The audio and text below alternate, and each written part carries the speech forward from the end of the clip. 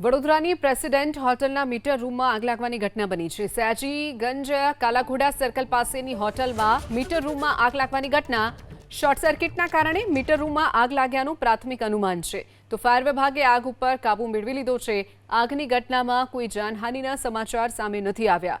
વડોદરાની જે president hotel આવેલી છે સયાજીગંજ કાલાઘોડા સર્કલ પાસે આ હોટલ આવેલી છે, જેમાં મીટર રૂમમાં આગ લાગવાની ઘટના બની હતી। તો પ્રાથમિક તારણમાં શોર્ટ સર્કિટના કારણે આગ લાગી હોવાનું માનવામાં આવી રહ્યું છે। તો ફાયર વિભાગની ટીમ પણ ઘટના સ્થળે પહોંચી અને આગ ઉપર કાબુ મેળવી લેવામાં આવ્યો છે। અને બીજી તરફ સદનસીબે આ ઘટનામાં કોઈ જાનહાનિના સમાચાર સામે નથી આવ્યા। તો ફાયર વિભાગે આગ ઉપર કાબુ મેળવી લીધો છે। આગની ઘટનામાં કોઈ જાનહાનિના સમાચાર સામે નથી આવ્યા।